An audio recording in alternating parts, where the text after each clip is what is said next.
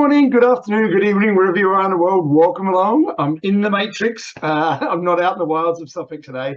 I'm doing this video today. I've been wanting to do this for a while.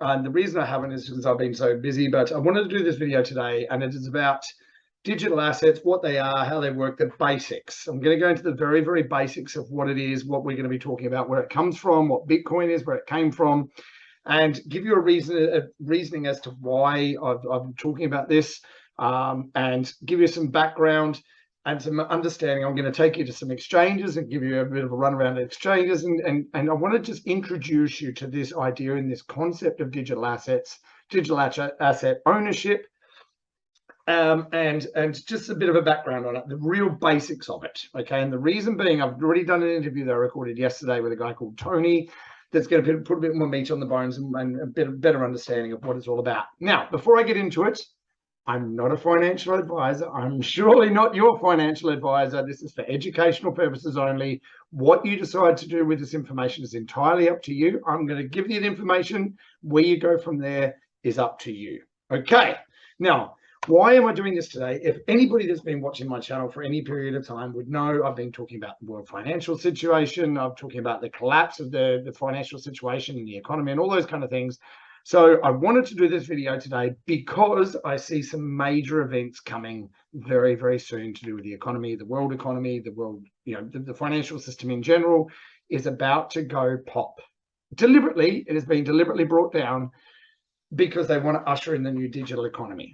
Hence the background, hence being in the Matrix, hence the reason I'm doing this. Now, I'm going to do some screen sharing today, which is why I'm not just out and about talking about this, because there's a couple of things I want you to see and hear to give you a bit of meat on the bones as to why I'm doing this discussion today. Okay, so let's start with this right here.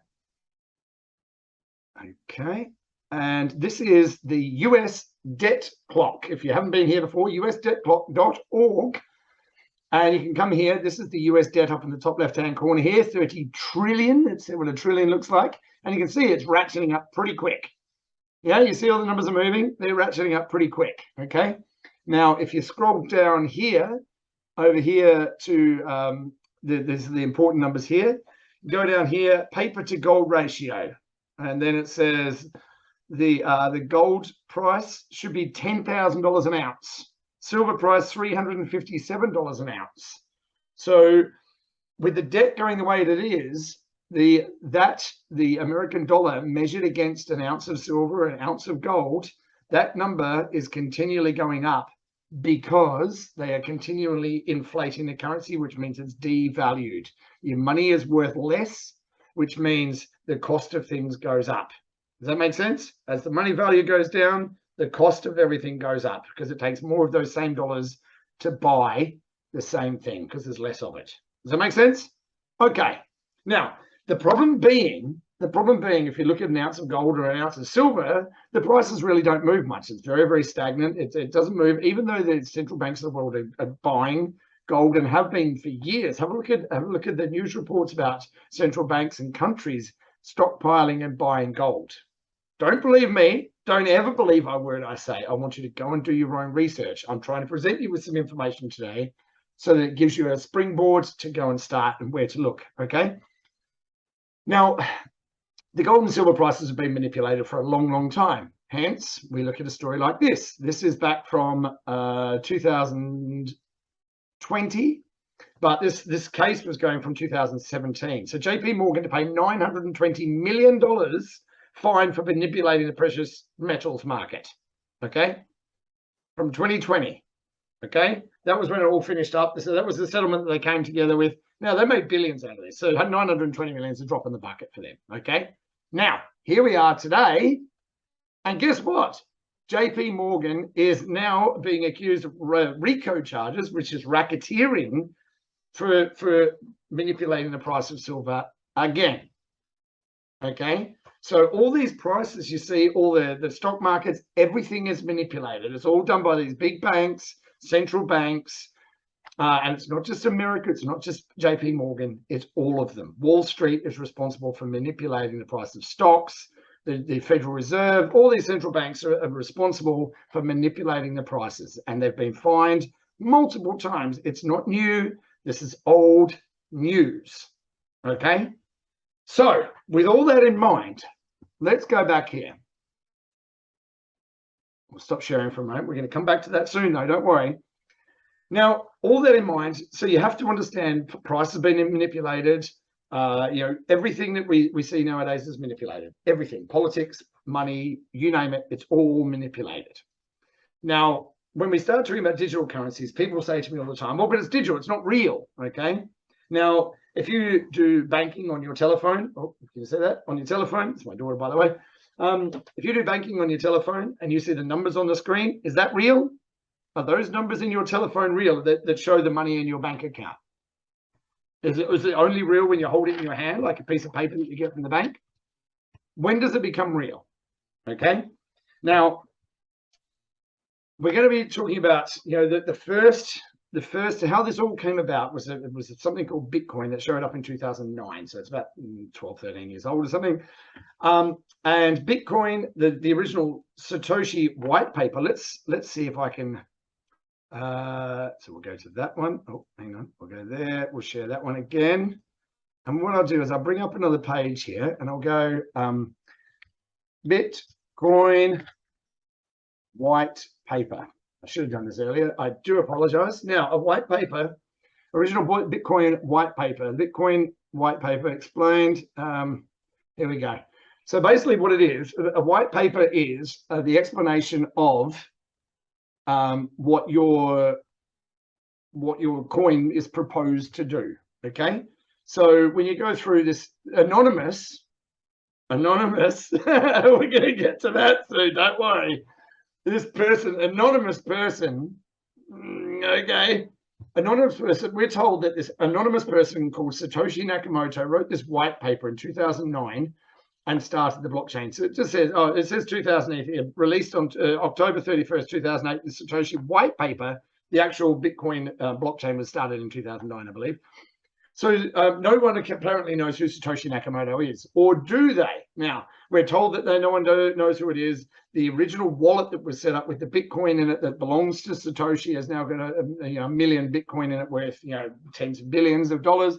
And we're told that no one knows who it is, okay? No one knows. It's completely anonymous. We're going to get back to that very, very soon. Now, it started after the 2008 crash, and we were led to believe it was to get around the banks, so that the banks weren't involved in it anymore. It was peer-to-peer money being transferred. It was all anonymous, is what we were told. And because of that, people were using it to buy drugs and sell all sorts of things online.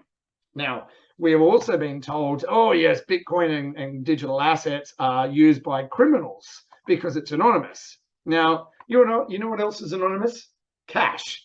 More drugs, more crime is paid for with cash than any other digital asset, and it always has been. So we're going to talk about that as far as crime is concerned.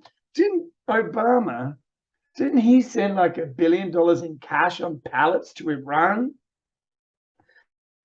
We're not going to talk about that. Okay, let's get back to what we're talking about today. So this Satoshi Nakamoto, an anonymous person, wrote this white paper, and you should read it. It's very, very good, and it's all about peer-to-peer transactions, so it doesn't involve a third party going through a bank, for instance.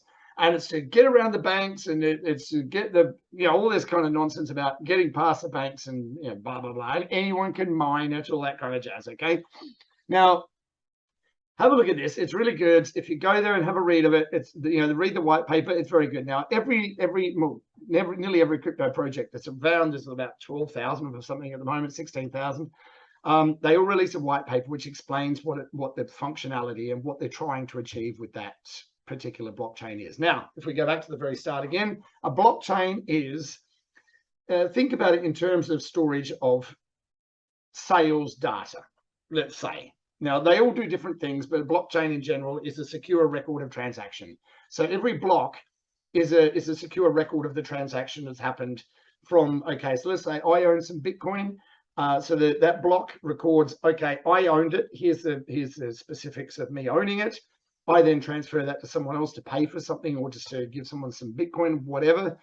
And then that block records that I owned it. Then it's sold on to that person. That block is then stored in a chain, like a ledger. If anyone has done any accounting and you have a ledger, so you say money in, money out, balance, you know, all that, how that works. So that's what the block is. A block is that data storage of digital ownership of that particular asset in that moment. And then as it moves on to the next block, that information, if it's transferred again. So you always know at any one point where every fraction of Bitcoin, which is called a Satoshi, is and has been and was and is now owned. In the final blocks, it is the digital ownership of every piece of Bitcoin that's ever been bought and sold and recorded. Okay, so a blockchain is that it's a digital record of transaction. Okay, each blockchain does different things. Some are used for payments, some are used for smart contracts, but that's getting a bit too deep in the water. So we're not going to go there today. So we're going to keep this very, very, very basic. So we're told this anonymous person created this thing to get around the banks. Okay, now, are they really anonymous? Let's go here, and I'm going to thank Digital Asset Investor for posting this. I want you to listen. Hopefully this sound comes through. Hopefully, if it doesn't, well, there's a text speech on the bottom. Okay, so read. If you can't listen to it, read this. So remember, Satoshi is anonymous. No one knows who it is. You ready? Here we go.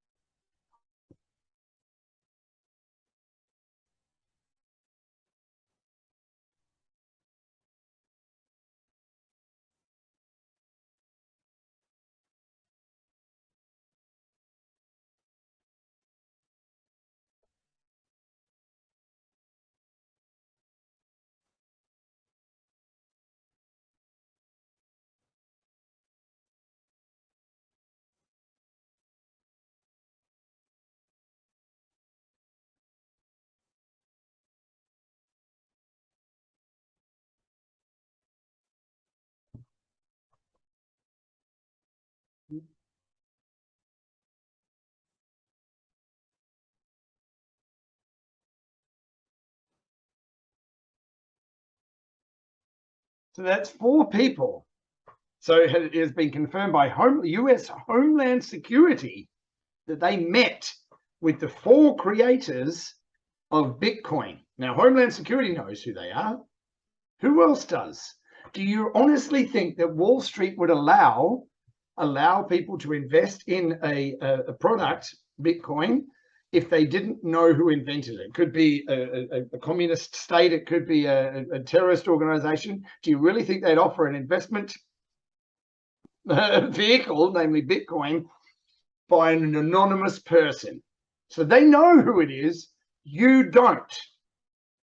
Okay. Now, were the big banks involved? Security and intelligence services involved? Let me tell you something, okay? What Bitcoin was, what I believe Bitcoin was the introduction of introducing people to digital money to see if it would catch on, because the internet had come out in the 90s.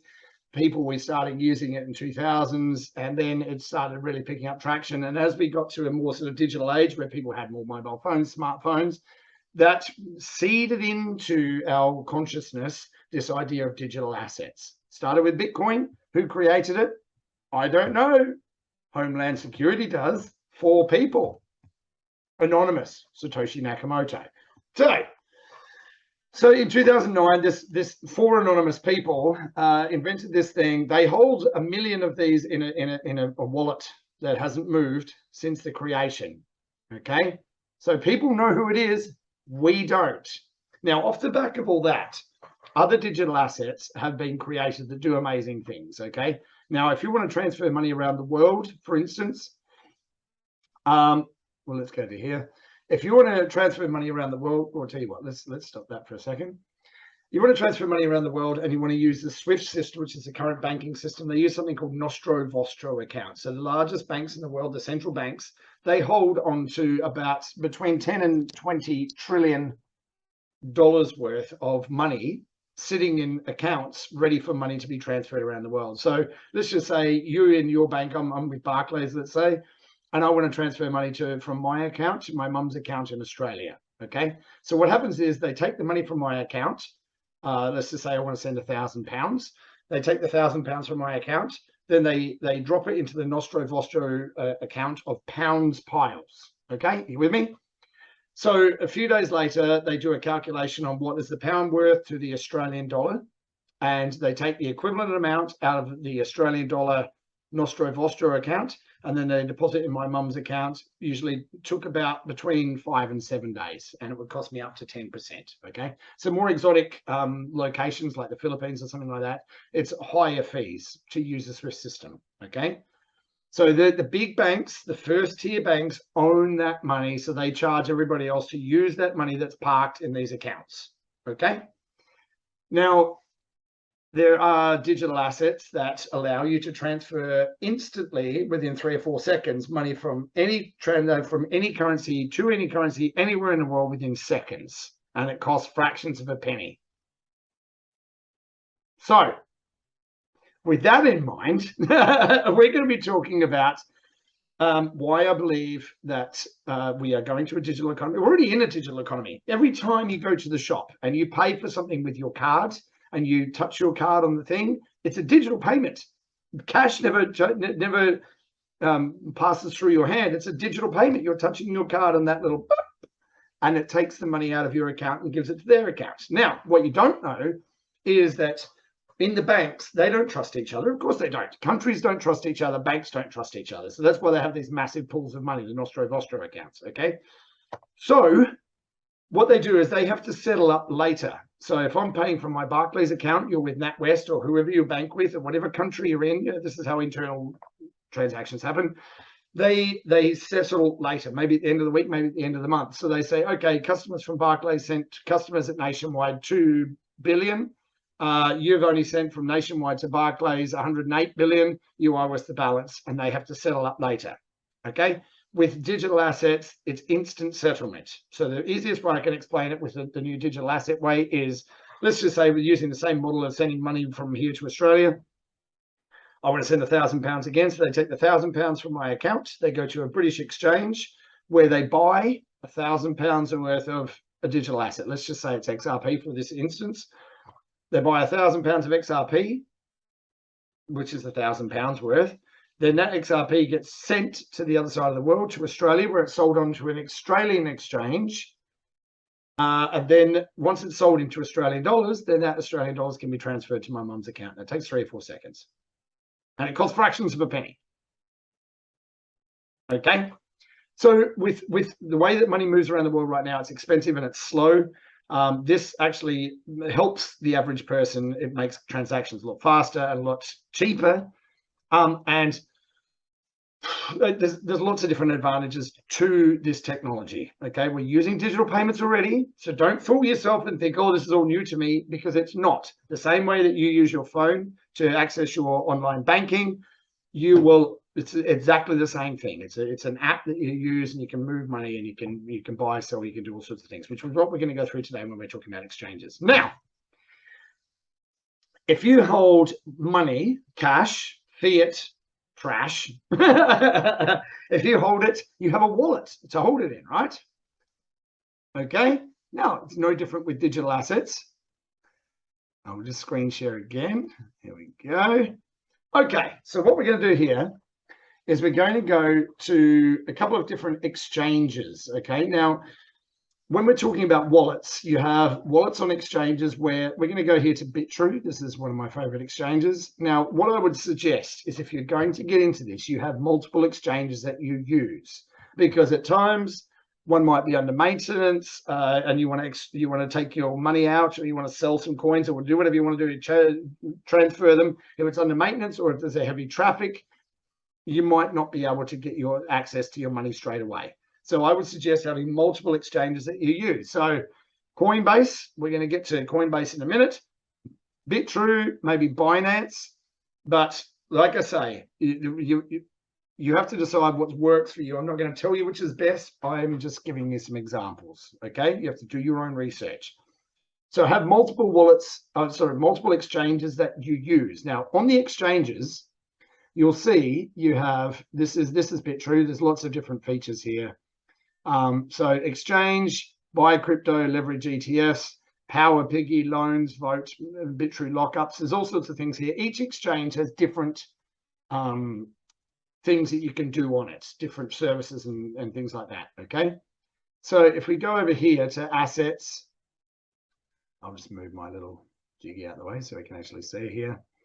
Go to overview now. Yeah, okay. Okay. Now, spot. Yes. Okay. Okay. So here you'll see I have the different coins that I hold on this exchange. Okay. These are the spot ones that I hold. All right. So I don't keep a lot of money on exchanges, and I would suggest that none of you do either. Now, exchanges are wonderful, where you can go and exchange, you can buy, you can sell, you can do all sorts of things on there. But if you hold your crypto on there, there's a chance that it could get hacked and you could lose your crypto. It could get hacked, and your crypto might be in place there. But if it does get hacked, it could take some time for you to be able to access it again until they patch up all the problems where they were hacked from. So I would suggest that if you are going to start trading in holding cryptos, that you invest in an offline wallet, something like a Ledger. I don't know whether you can see that, a Ledger Nano S. It's like a USB drive, a little thumb drive, and you store your crypto on that. Now it's offline, so no one can hack it. Hang on a minute, let's see if I can get this. There you go. It's literally a little thumb drive. Yeah. And you store your crypto on it, and it's offline, so no one can hack it. You can't steal it. And if somebody breaks into your house and does steal it, then you have keywords, which we're going to get back to as well, your security. So even if they steal it, it's not gone. You still own it. Okay, so let's clear that up. Now, if you are going to be trading on exchanges and working around this, you need to be able to set up two-factor authentication. Okay, now before we get to that, well, two-factor authentication, when you're logging into these exchanges, you require you set up an account first, which is your email address, and then you link your phone number to it as well. And you should have some kind of two-factor authentication. So if you try and log in, they'll send you like a link to say that you need to go to Google Authenticator, which gives you a second layer of protection. So not only are you using your email and login password, which is great, but if somebody else gets your email and password, they can log in and take your crypto, right? Right? Two-factor authentication means that you have a third device where they have to send you a text message, or you use your Google Authenticator. There's lots of different two-factor authentication methods that you can use. So basically it's not just in one place. You have to use a third. So they'll send you an email to say, are you trying to log in? Yes. And then you have to use a two-factor authentication to also log in. So it gives an added layer of security. Make sure that when you're setting up your account, that's what you do. Set up two-factor authentication, 2FA it's called, okay? The other thing you'll need to provide is AML and KYC. AML is anti-money laundering. So if you're investing large amounts of money, then you'll have to prove where that money came from. You can't just come up with a bunch of cash and say, okay, I'm going to invest 100,000. They want to know where the money comes from because they want to know it's not from criminal sources, okay? Be prepared for that. KYC, know your customer. So you have to provide details of who you are, so maybe your passport, your proof of address, that kind of thing. Know your customer. Most exchanges will require this, almost all of them. Decentralized exchanges, you probably won't because you're anonymous, okay? But we're not talking about those today. We're just going to keep it real simple, okay? So we've talked about, so wallets. So this here is, this is a wallet here, AP13. I own 146. That is in my wallet.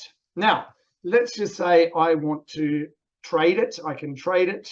And you see the trading pairs there are USDT. Okay. We're going to get to trading pairs very, very soon. Okay. And why I think, I'll just write that down. So I'll make sure I touch it. Okay. So you can deposit which means I can if I want to receive some AP13 from someone else, or if I want to send some, withdraw.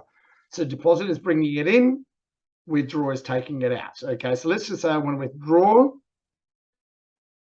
Then it gives me, so I have to, this is my total that I'm holding, the AP13 total that I'm holding and available. I can use all those ones. So how do I want to withdraw? It's an ERC20 token, so it's on the Ethereum network. Okay, then I have to provide the withdrawal address.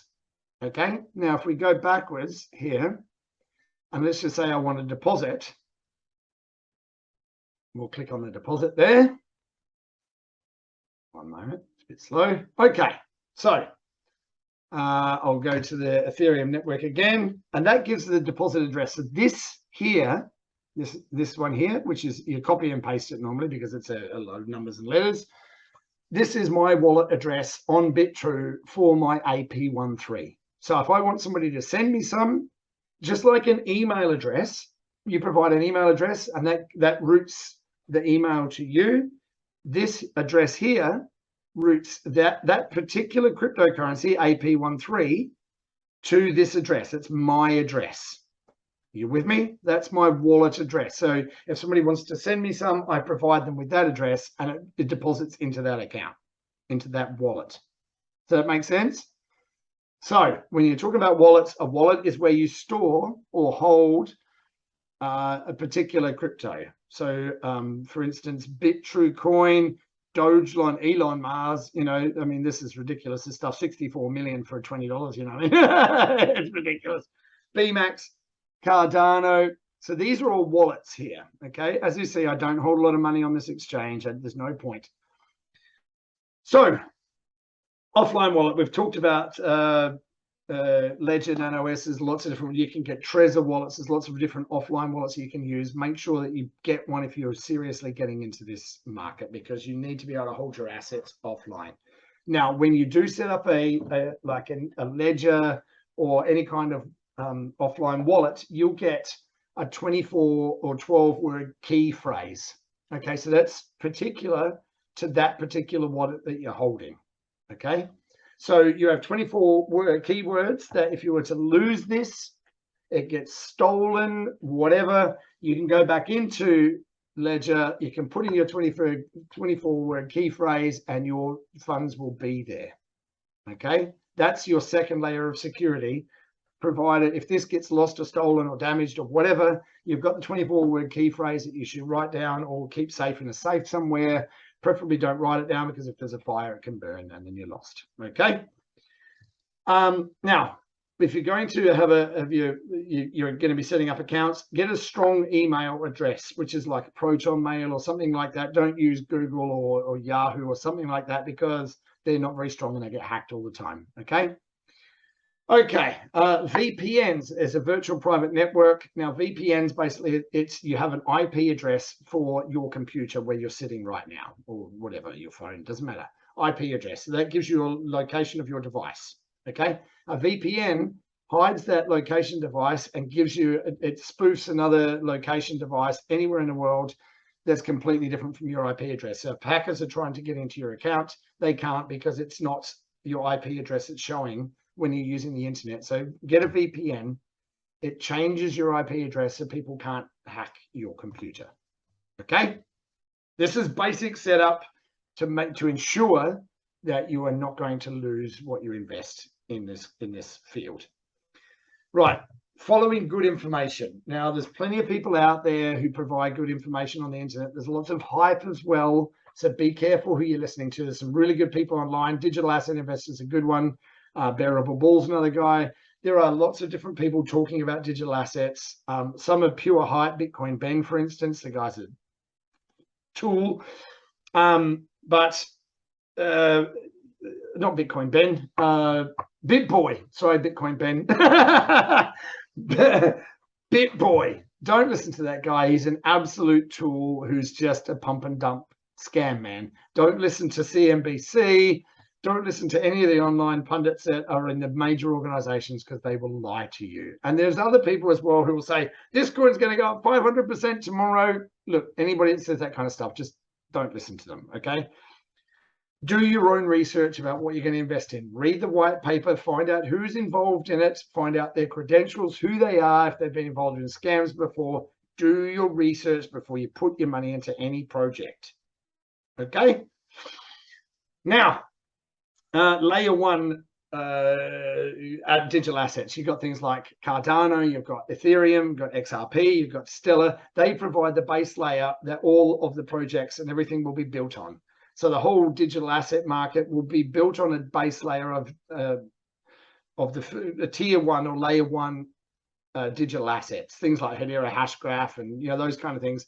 They're going to form the base layer of everything that's going to be built in the digital marketplace over the next few years. Okay, so wherever you're going to park your money, make sure you've got some in tier one assets or the layer one assets. They're going to be the foundational assets, and then other things. If you want to be a bit more risky with some of the things that you're buying, then a few bucks into things that you're speculating on or you're going to trade in. Okay. Now, if you are going to get into this market as well, understand mindset is key. If you think that you're going to get rich quick, or you think you're going to get rich overnight, you're going to be a billionaire tomorrow, don't do it because your thinking's all wrong. This is not about getting rich quick. This is about investing in technology that is going to change the world. And that could take another 5 years. So don't park money anywhere that you're not comfortable, with the price going up and down on it every day. Okay, don't park money that you need to pay your rent. This is about putting your money in places to invest in projects that you believe in, that have a future, that will change the world. Because what's something worth? The price that someone's willing to pay for it, or the problem that it solves. So let's say, for instance, that there's 20 trillion locked up in fiat currency. That's locked away, that the big banks are locked away. Now, what is that problem worth to the big banks to solve moving money around the world instantaneously without that settlement layer? 20 trillion. That's where you want to invest your money. Are you with me? But like I say, I'm not an investment advisor. This is up to you where you put your money, what you do with it. I'm just giving you some ideas. And now, why do I think Bitcoin will ultimately live on? Even though it's first generation technology, it's outdated already. Why do I think it will live on? We're going to go to the exchange up here. As you see, if you go up to the top here, there's lots of different tabs. They all do different things. Earn, farms, we're going to go to the exchange for now. Okay, exchange.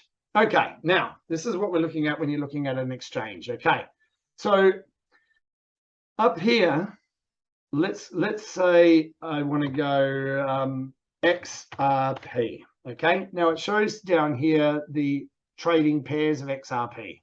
Okay, so if you've got BitTrue, you've got Ethereum, USDC, which is USDT, which is Tether. This is Circle's coin. It's a stable coin. BitTrue. Let's see what else I've got. Zones. So basically, these are the trading pairs for XRP on this exchange. Okay, if you go to Binance and you go over, I'll move this back again here. You go here and you put in XRP. This is Binance, and you'll see the trading pairs here. This is BTC. This is USDT, which is Tether. This is BUSD, which is the Binance's stable coin, which is the stable coin to the US dollar. So it's one BSUD to the dollar. USDT, Australian dollar, Brazilian real, euro, Great British pound. This is the trading pairs. Okay, trading pairs. So whatever you want to buy, whatever digital asset you want to buy, you have to choose your trading pair. Nearly every exchange anywhere in the world uses Bitcoin as a trading pair for everything. So in the early days, the only way that you could buy an alternative asset other than BTC was with BTC. So if you wanted to buy Ethereum, if you wanted to buy XRP, if you wanted to buy Cardano, the only way you could do it was to buy Bitcoin and then turn that and then do a trading pair, go and buy XRP, for instance, using Bitcoin. That was how it used to be. Now there's multiple trading pairs and with stable coins and all that kind of thing. Okay. Now, let's just say we're going to use BTC. Okay. Well, actually, I'll tell you what. Let's make it into my currency, US GBP. Okay. Sorry. Excuse me. Sorry about that. So here, this is the price currently of Great British pounds. 1 XRP is 30 pence. Okay, how many XRP do I want? Let's say 10,000. Okay. Now, that's going to cost me 3,008 British pounds. Okay. Now, firstly, I have to have that in a wallet up here. So if I go fiat and spot, do I have any British pounds in here? Boop, boop. No, I don't. But you can see what I hold. I have some BNB here. Right. So this is where the balances will show in your wallet. Remember your wallets? This is your wallet, and the different coins that you hold is in this section here. I don't hold any there, but we'll go back to the exchange. Okay, so if I wanted to buy whatever, this one's showing Bitcoin. Now, as you can see here, this is called the spread between the two. Okay, so currently it's selling for 23, 112, 113. It changes all the time. So you've got the green here, the red up here. So basically what you've got is you've got the difference between what's selling and what people are paying. Okay, so if you need to buy or sell in a hurry, you can offer above or below. Get rid of that. You can offer above or below what the current price is. If you need to sell in a hurry, for instance, if you've got some Bitcoin you want to sell in a hurry, you can offer just below the market price, and that will sell in a hurry. If you want to wait, you can just set it. Okay, I want to sell. So you have buy and sell. You can buy and sell whatever you want to do, but you can offer it above or below the current selling price in order to sell in a hurry if you want to. Or if you just want to leave it, and it will, over time, it will sell depending on how much money is moving through the market. Okay, does that make some sense? I hope so. All right, but trading pairs is why I believe Bitcoin will still be around, because it is the #1 trading pair on every exchange anywhere in the world. Okay, so this is Binance. That's how I know it looks scary, but it's pretty simple. Put in the thing that you're wanting to buy, which is, let's say, XRP, and it will give you the trading pairs here, what you want to buy it with, so you can fund your account with pounds or dollars or however you want to do it. You can funding a wallet. Yeah, it's right here. You can do it with cash. You can do it directly from your bank account. There's lots of different ways you can fund your account. So let's just say you want to deposit. You can deposit in Great British pounds. There's lots of different ways you can do it. It's all in here. And it's worthwhile getting set up on the exchange and then doing some tours and having a look around. So this is Bittru's exchange. They're all slightly different, but they're mostly the same. Okay.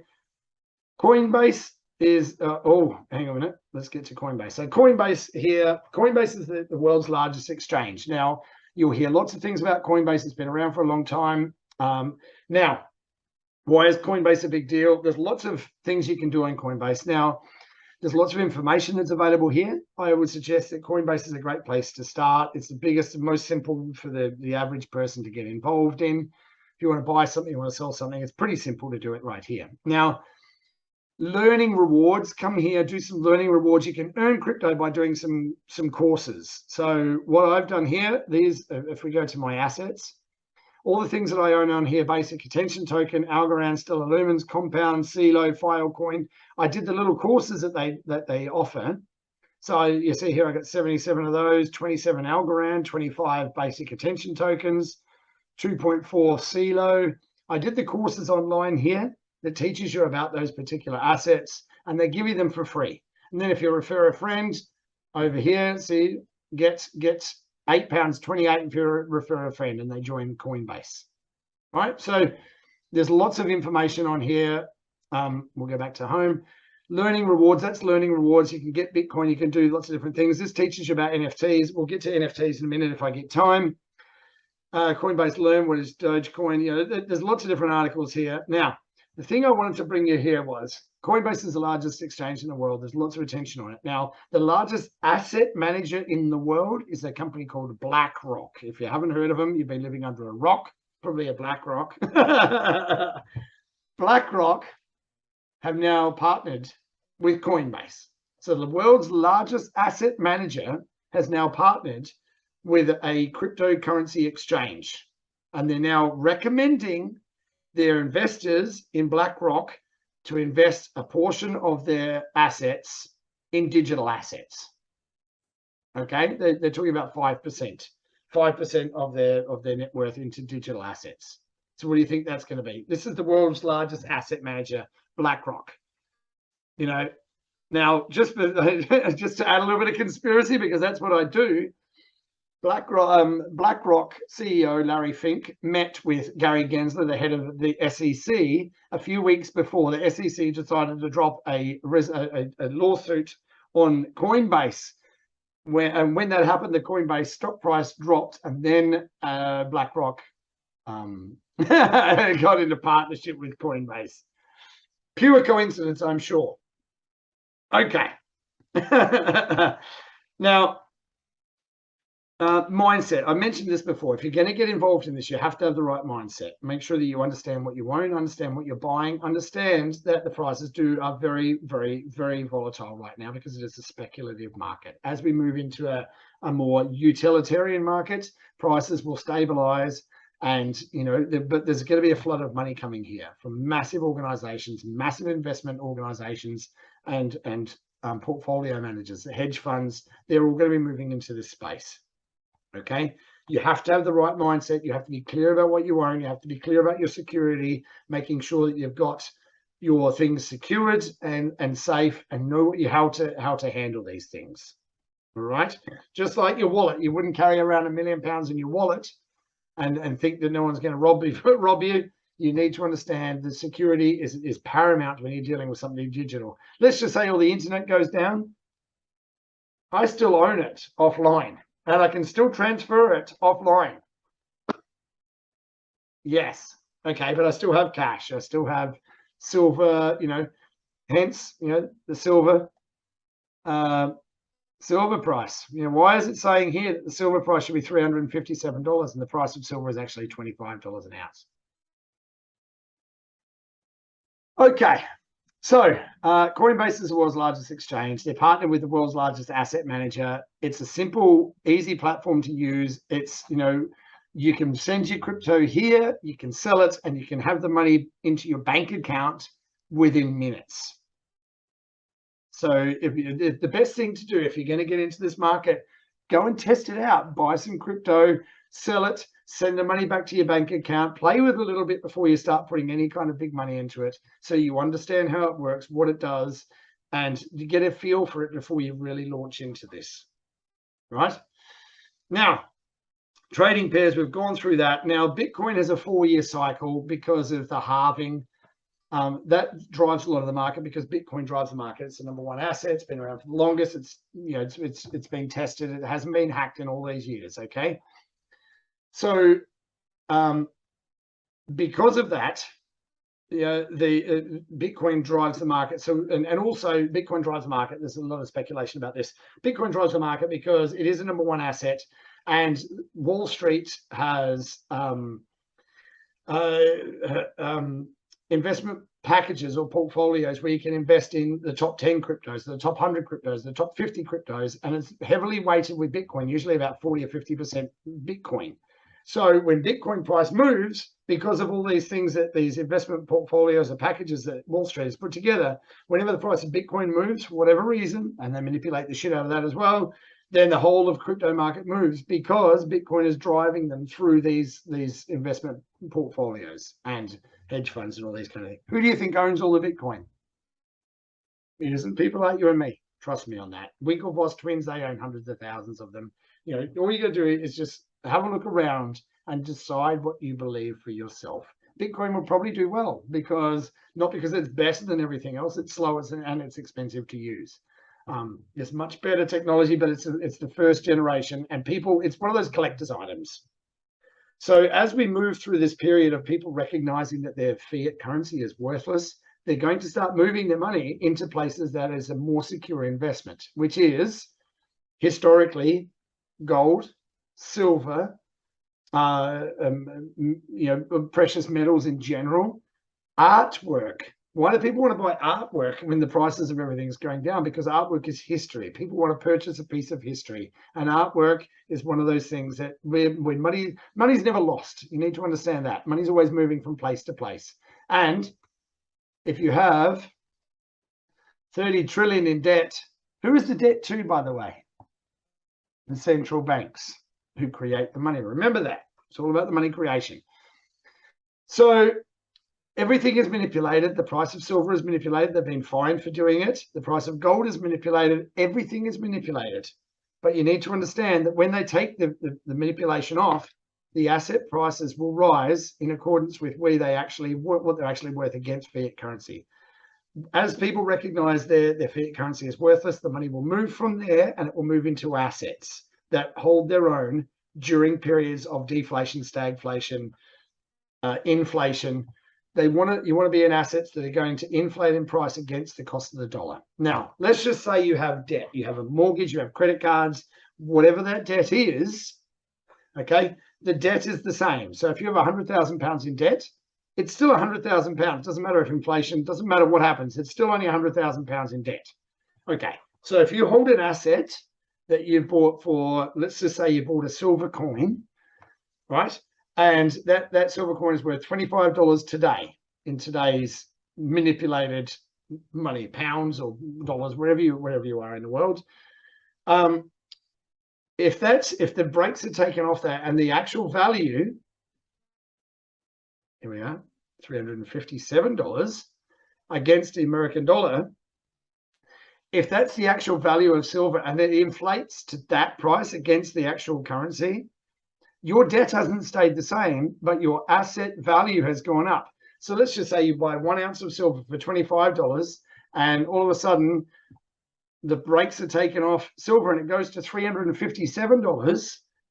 The debt that you're holding hasn't increased, but your assets have. So you sell those assets, you can pay your debt for a little bit of money. Does that make sense? So buying assets at a cheap price, every investment that's ever been, every investment advisor, I'm not one, every investment advisor says buy low, sell high. Okay, it's basic. But when we're talking about investment contracts and things like that, with digital assets, this isn't about making money. This is investing in the base layer technology that is the things that will change the world. The prices will increase. That's the thing you need to understand. But it's not about just making money. It's about investing in technologies that can change the world for the better. That's what I'm doing. I'm not going to suggest that you do, but I wanted to give you a basic understanding of cryptos, what they are, taking away the sort of the mystique of what it is. It's a digital form of money, or if we go into the NFT market. Now, NFTs, if we go to Coinbase, there's NFTs here. NFTs is NFT is non-fungible token. So let's just say if you buy some collectible art or some sneakers or whatever you're into, you get a certificate of authenticity to say yes, you own that particular thing. And NFT is exactly the same thing. It's a digital ownership of whatever it is. At the moment, most NFTs are JPEGs or things like that, but they do other things as well. But it's a digital representation of ownership of that particular asset. Now, NFTs are going to be representing digital ownership of things like artwork, for instance. Okay, so there's a company, I can't think what they're called, but they're digitizing. Well, not digitizing, they're tokenizing artwork. So they buy a piece of art, maybe it's an Andy Warhol or a Monet or whatever it is, and then they break it up into 1,000 tokens of ownership. And when you purchase that, you're purchasing an NFT. So it's a digital representation of ownership of something that you own, an NFT. Okay, non-fungible token. So it's a representation of ownership or a proof of ownership of something. Okay. NFTs are, as everything gets tokenized, the stock market is getting tokenized, the real estate market is getting tokenized, everything will be tokenized, it will be represented by NFTs. So that's another area that we could touch on another day. But this gives you the basic understanding of what cryptos are. Staking, like I say, come to Coinbase, set up an account. There's lots of things to learn here. You can listen to experts talk. It's not just some jackleg like me on the internet trying to explain things to you. Who is Satoshi Nakamoto? The modern mysteries, but Homeland Security, no. So there's lots of information here, lots of information to get your head around, but understand that the digital economy is it's happening right now. It is happening right now, right in front of your eyes. So you can choose to bury your head in the sand and say, oh, I don't understand all that crazy stuff. I'm a 50-year-old man. In 2 days, I've spent the last 5 years educating myself on this stuff, purely because I see the future being digital. There's positives and negatives to it, of course there is, but the future is digital, and most of our transactions happen right now are digital. So understand that, understand the future, understand what this represents, and dip your toe into the water and come to an understanding of what it is. Start using it, start playing with it, getting an understanding by using it. Listen to some wise people talk, not me. I'm just some guy. I'm not an investment advisor. I'm not, I don't build these things. I play with them. I use them. I send them. I receive them because I want to have an understanding of how it all works. Okay. I suggest you do as well, but I leave it up to you. Today was just an introduction into the basics of digital assets. It's not just about money. It's about digital ownership of things. There's lots of things that are involved in this. So take some time to learn, set up a Coinbase account, do the learning on there. You can get some free crypto. Why not? And if you are going to set up a Coinbase account, I'll put the link in the description below for my link. I'll get a benefit from it. You'll get a benefit from it because you'll get some crypto to play with for free, and you'll get the learning. So it's a win-win-win. It's a triple win. It's a win all around. Coinbase gets some new people signed up. You get to earn some crypto by doing some courses there. I get a thank you very much for introducing someone, which I think is fair. But it's a good place to start, and then start playing with some other exchanges, understand wallets, get yourself some security, offline wallets, if I can get that to work. There it is, offline wallet, Ledger, Nano S, really simple to understand. It's basic. If I can do it, anyone can. So we'll wrap it up there today.